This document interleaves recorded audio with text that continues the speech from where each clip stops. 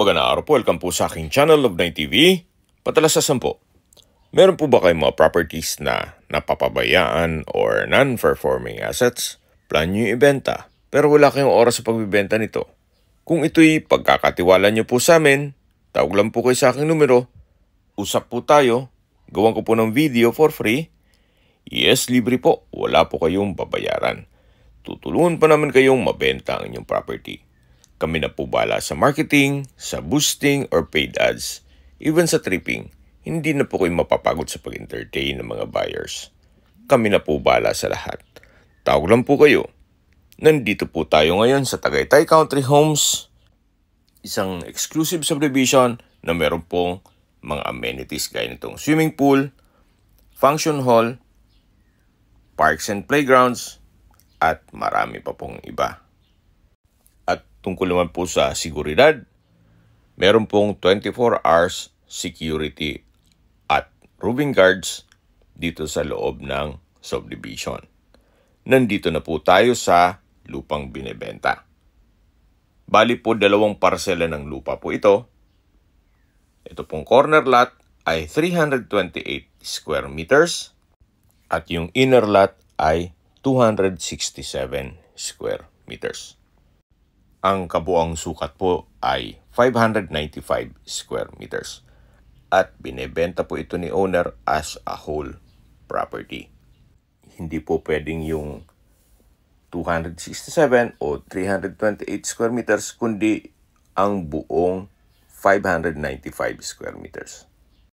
Ang kagandahan po dito sa lupang binebenta ay elevated po. So kahit po bungalow house lang ipatayo ninyo, matatanaw nyo ang mga kapitbahay. Yan po, tunghayin nyo po itong kapaligiran. Napakatahimik po ng lugar, sariwa ang hangin, at malamig po ang klima. Ito po yung nasa mataas na lugar. Ang estimated elevation above sea level ay 1,824 feet. Yan po yung corner side, at dito naman po medyo mababa lang ang terrain compare dun sa harapan. Kung magpapagawa po kayo ng bahay, dito po ang magiging ramp ng garahe. So wala na po kayong gagalawin sa lupa. Kaya po tunghayin niyo po itong napagandang lupain para po sa inyong retirement o bahay bakasyunan. Dito po sa loob ng property ay meron pong mga puno gaya ng kawayan. Kung gagawa kayo ng kubo, mapapakinabangan na rin. May abukado na namumunga na rin. At hindi ko lang po sigurado kung itong langka ay nasa loob po ng property. So ito po yung likod ng property, na kung saan dito po sa taas ay patag na patag po. Mula po dito sa likod, ito po yung tinutukoy ko na sa taas nitong property ay patag. Then, pag dumiretso po tayo, ito po yung slope. At matatanaw natin yung concrete road. Yan pong mga puno na yan ay open space na. Very relaxing po ang view, pati po itong kapaligiran. Ang kagandahan po dito, kung sakali man nagawa nyo ng bahay bakasyunan, at least meron pa po kayong space para pagtanman. Kung mahilig man po kayong mag-garden, o kung ano man ang pwede nyong itanim, gawa ng napakalaki po ng espasyo nito. Then kung sakali man po na magkapatid o magkaibigan na gusto ng malaking sukat na lupa o magkatabing lupa, pwede na rin po ito sa inyo. Or investment para sa inyong mga anak. At the end of the day, na may mga pamilya na rin po sila, magkatabi lang po ang kanilang bahay bakasyonan o property. So ulitin ko po, ito pong property ni Ma'am at Sir ay 2 parsela. Yung isang parsela po ay yung sa dulo.